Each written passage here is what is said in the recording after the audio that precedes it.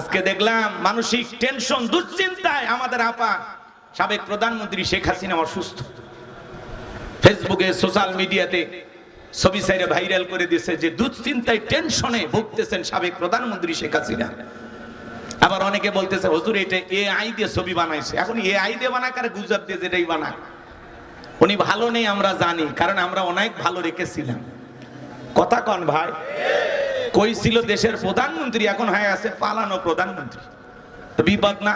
মাঝে মাঝে আপা ফোন দিয়ে বলে দেশের কাছে আছি, শর্ট করে ঢুকবো, আপনার যেদিন মন চায় আপনি এদেশে আসেন, এদেশের দরজা আপনার জন্য খোলা। কথা বলেন না কেন? মেয়ে মানুষ কতদিন বাইরে থাকবে, আসুক। কথা বলেন। বুবু আহিবা তুমি আইবা গো, সেই দিন আইসা বুবু ক্ষমতা পাইবা না। খোঁজ নাই বহু কাদের কাকার, অবস্থা খারাপ দরবেশ বাবার, হাও নাঙ্কেল এখন সামনে আসে না।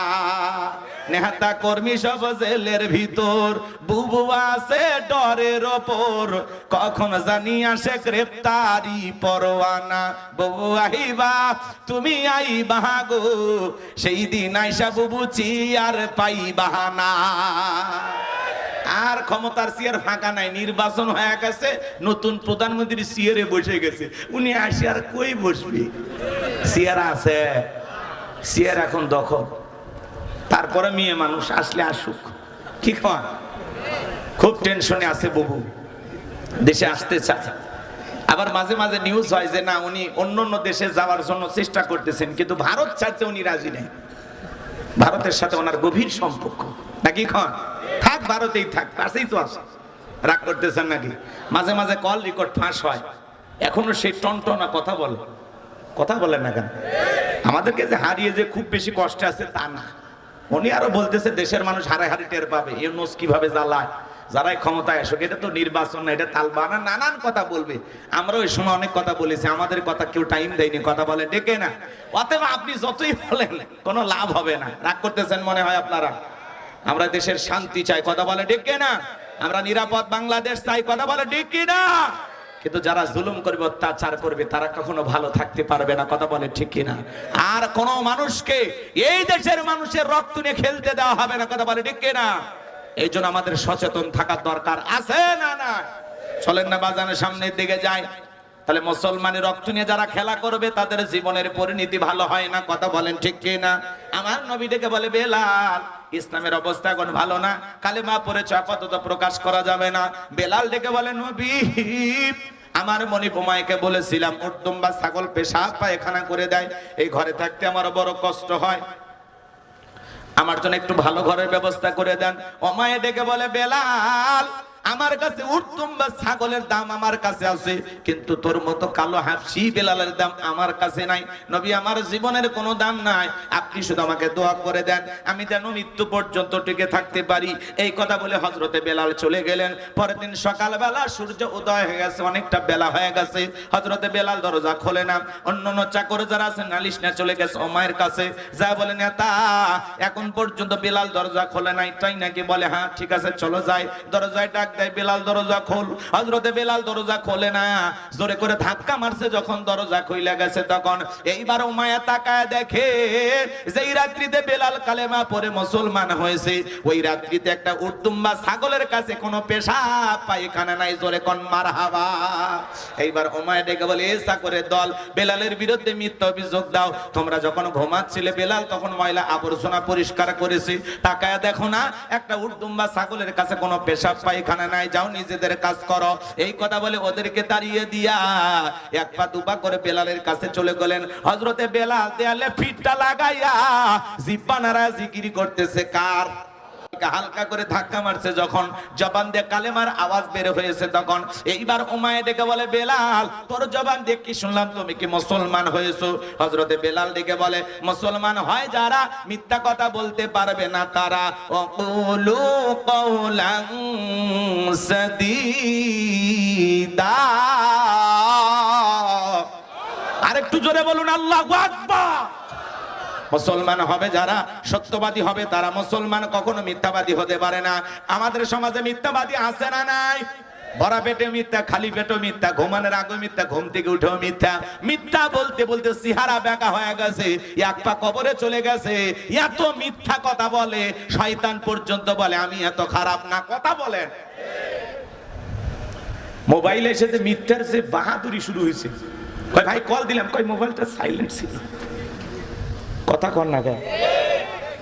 বলতেছে দোস্ত সাফার আসতে কতক্ষণ? কয় 2 মিনিট দাঁড়া রে, 2 মিনিট।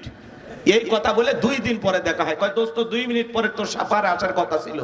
কয় সেই কথা বলিস না, এমন চাপে পড়ছিলাম সময় মতো আর আসতে পারি নাই। ওই 2 মিনিট কি কিয়ামতের 2 মিনিট? আমরা কথায় কথায় মিথ্যা বলি, মনের অজান্তে কথা বলেন, ঠিক কিনা? মুসলমান মিথ্যাবাদী হওয়া যাবে না। মিথ্যা বললে জবানের বরকত নষ্ট হয়। মিথ্যা বললে একটা মিথ্যাকে ঢাকতে গিয়ে আরো 10টা মিথ্যা বানায় বলতে হয়। কথা বলে ঠিক কিনা? মিথ্যা বলবেন না। মিথ্যা বলা কি সবের কাজ না গুনাহের কাজ?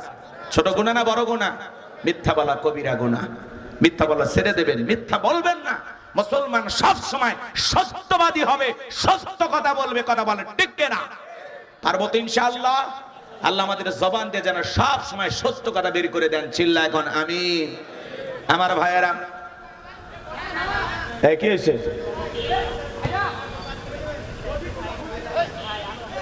পিছনে চিল্লা পাল্লা করেন না, কি সমস্যা হচ্ছে? আচ্ছা, লোকজনের বসার জায়গা হচ্ছে না, আপনারা আস্তে আস্তে একটু বসার পরিবেশ তৈরি করে দেন। ইনশাআল্লাহ তৈরি হয়ে যাবে ইনশাআল্লাহ। আপনারা এমন মাহফিলের আয়োজন করছেন, 2 বক্তাকে এক জায়গায় করছেন, বোঝেন না? একটু তো মেহমান দাঁড়ি করাই লাগবে। আপনার জায়গার ব্যবস্থা করেন। বিশেষ করে আমরা তো চ্যাংরা মানুষ, ছোটখাটো মানুষ, আমাদের আকর্ষণ না থাকলে আমাদের মুরব্বী চাচার আকর্ষণ আছে না? না তো মুফতি বজলুর রশিদ মিয়া যেখানে সেখানে লোক হবে না? আমার বাদই দিলাম, আমরা গাইবান্ধার ভাঙ্গা চাঙ্গা মানুষ, কষ্ট হচ্ছে। আমার কথা কি বিরক্ত হচ্ছেন আপনারা? কি কিছুক্ষণ ওয়াজ করবো না চাচারে নিয়ে আসবো? কি ভাতিজার কিছুক্ষণ চালালে সমস্যা আছে?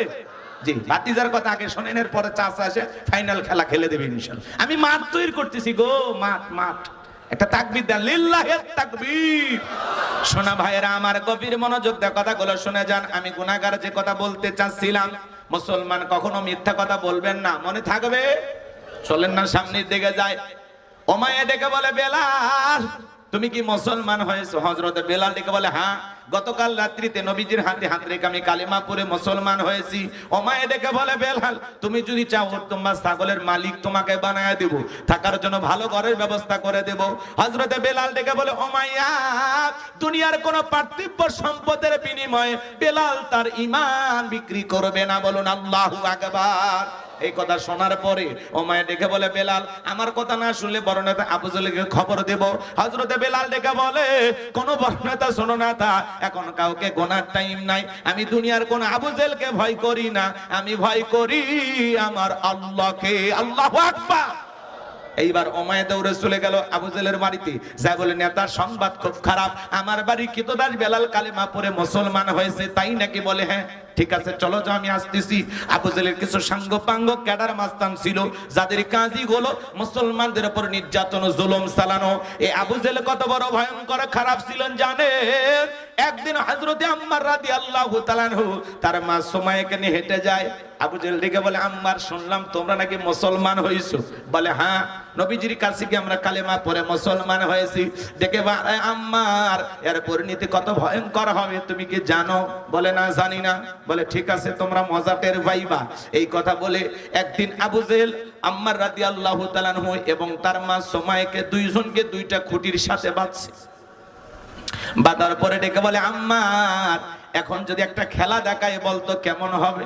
হযরতে আম্মার বলে আবু জেল কি খেলা দেখাইবা? আবু জেল ডেকে বলে আম্মার রে তোর চোখের সামনে যদি আমি তোর মাকে উলঙ্গ করি বলতো কেমন হবে? হযরতে আম্মার মাথাটা নিচু করলেন আর সুমাইয়া ডেকে বলে আম্মার বেঈমানদের কথায় কখনো ঈমান ছাড়বে না। এইবার আবু জেল সুমাইয়ার উপরে আঘাত করা শুরু করলেন। আঘাত করতে করতে দিগির সমস্ত কাপড়গুলো খুলে ফেলে দিলেন। হযরতে সুমাইয়া মাটির উপর লুটে পড়লেন। আবু জেল ডেকে বলে এ যুবকেরা দল আম্মারের মাথাটা উঁচু করে তুলে ধরো। হযরতে আম্মারের মাথা যখন উঁচু করে তোলা হলো, হযরতে আম্মার চোখের পানি ছেড়ে দিয়ে কাঁদে আর ডেকে বলে আল্লাহ এই দৃশ্য দেখার আগে যদি জমিনটা ফাঁক হয়ে যেত আর আমি যদি জমিনের ভিতরে চলে যাইতাম তবুও ভালো ছিল। আম্মার যখন এই কথা বলে সুমাইয়া মাটির উপরে পইরা থাকে, সন্তানকে ডেকে বলে আম্মার বেঈমানদের কথায় কখনো তুমি ঈমান ছাড়বা না। আল্লাহু আকবার। এইবার আবু জেহেল বর্ষা দিয়ে আঘাত করতে করতে এত জোরে আঘাত করলেন বাজান, সুমাইয়া যখন শাহাদাতের পেয়ালা পান করবেন এমত অবস্থায় সন্তানকে ডেকে বলে আম্মা আমি অল্প সময়ের মধ্যে শাহাদাতের পেয়ালা পান করব, আমি আমার নাকের মধ্যে জান্নাতের সুঘ্রাণ পাইতেছি। মৃত্যুর আগে বলে যায় সন্তান বেঈমানদের কথায় কখনো ঈমান ছাড়বা না। আবু জেহেল বর্ষা দিয়ে এত জোরে লজ্জাস্থানে আঘাত করেছে বাজান, ফিনকি দিয়ে রক্ত বের হয়ে গেল। সুমাইয়া শাহাদাতের পেয়ালা পান করলেন, তবু ইসলাম থেকে 1 ইঞ্চি দূরে সরে যায় নাই। বলুন আল্লাহু আকবার।